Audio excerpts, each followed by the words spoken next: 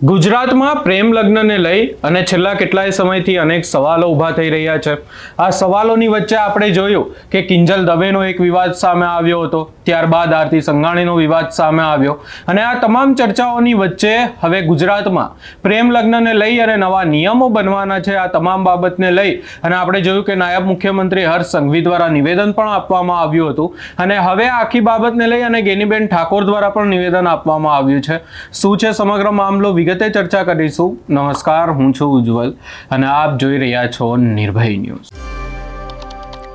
ગેનીબેન ઠાકોરની જો વાત કરવામાં આવે તો ખાસ કરી અને ઠાકોર સમાજમાં પણ જે પ્રેમ લગ્નને લઈ અને અનેક સવાલો ઊભા થઈ રહ્યા હતા અને આખી બાબતને લઈ અને આપણે જોયું છે ગેનીબેન ઠાકોર દ્વારા અનેકવાર નિવેદનો પણ આપવામાં આવ્યા હતા કે જે સમાજની દીકરીઓ બહાર લગ્ન કરી લેતી હોય છે, ભાગીને લગ્ન કરતા હોય છે, પ્રેમ લગ્ન થતા હોય છે। આ તમામ મુદ્દાઓને લઈ અને હવે ગેનીબેન ઠાકોરે સ્પષ્ટ વાત કરી છે। વધુમાં આ સમગ્ર બાબતને લઈ અને તેમના દ્વારા શું કહેવામાં આવ્યું, સૌપ્રથમ એ સાંભળી લઈએ।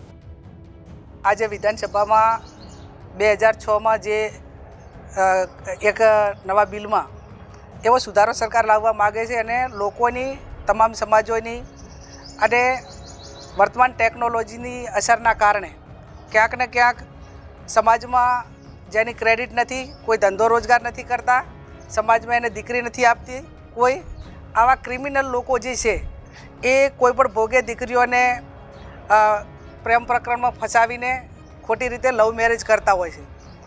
અંતે દીકરીનો એનો અંજામ ખરાબ આવે છે।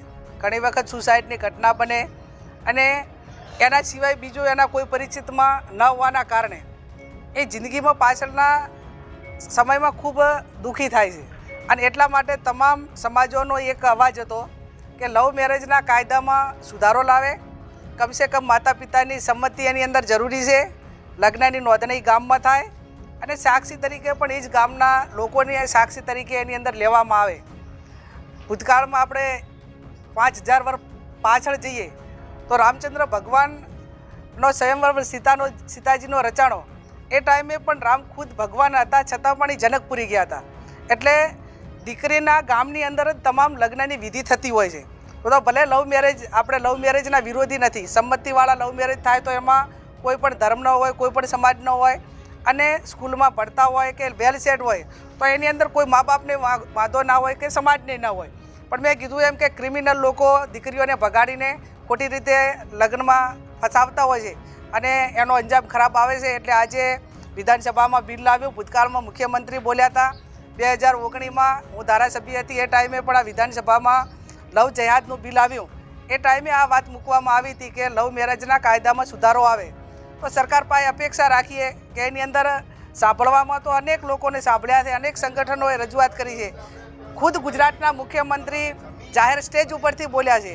એટલે આ બાબતમાં વહેલામાં વહેલું બિલ લાવીને એનો અમલ થાય એ આ વર્તમાન સમયની માગ છે। એની પ્રમાણે સરકાર અહીંયા ગેનીબેન ઠાકોર દ્વારા સ્પષ્ટ એવી વાત કરવામાં આવી કે પ્રેમ લગ્નને લઈ અને કોઈ વિવાદ નથી। જો બંને પક્ષના માતા પિતા દ્વારા જો સહમતિ હોય અને એવી રીતે પ્રેમ લગ્ન થતા હોય તો પછી કોઈ પણ જ્ઞાતિ હોય કે કોઈ પણ વાત હોય, કોઈ જ વિવાદ નથી। પરંતુ અહીંયા ખાસ વાત કરવામાં આવી છે કે જે અસામાજિક તત્વો હોય છે, જે લોકો એ સમાજની દીકરીઓને ભગાડીને લઈ જતા હોય છે, આ તમામ મુદ્દાઓને લઈ અને ચર્ચા કરવામાં આવીને અહીંયા વધુમાં તેમના દ્વારા એવું કહેવામાં આવ્યું છે કે જે જગ્યાએ જ્યારે આ પ્રેમ લગ્ન કરવા હોય કોઈને પણ તો એના પહેલા માતા પિતાને જાણ થવી જોઈએ। એનાથી પણ વિશેષ તે લોકો જે જગ્યાના હોય એ જ વિસ્તારમાં ત્યાં જ લગ્નની નોંધણી થવી જોઈએ। આવા અનેક નિયમોની વાતો કરવામાં આવી છે। આ સમગ્ર બાબતને લઈ અને હાલ તંત્ર દ્વારા અને ખાસ કરીને નાયબ મુખ્યમંત્રી હર્ષ સંઘવી દ્વારા એવું કહેવામાં આવ્યું છે કે 30 દિવસ સુધીનો સમય હશે લોકોના આખી મુદ્દાને લઈને, આ બાબતને લઈ અને લોકોની પણ ક્યાંક ને ક્યાંક જે માર્ગદર્શન લેવામાં આવશે ને ત્યારબાદ નિયમો બનાવવામાં આવશે। આ સમગ્ર બાબતે તમારો શું અભિપ્રાય છે અમને કમેન્ટ કરી જરૂર જણાવશો। અમારી ચેનલ નિર્ભય ન્યૂઝને લાઇક, શેર, સબસ્ક્રાઇબ કરવાનું ભૂલશો નહીં।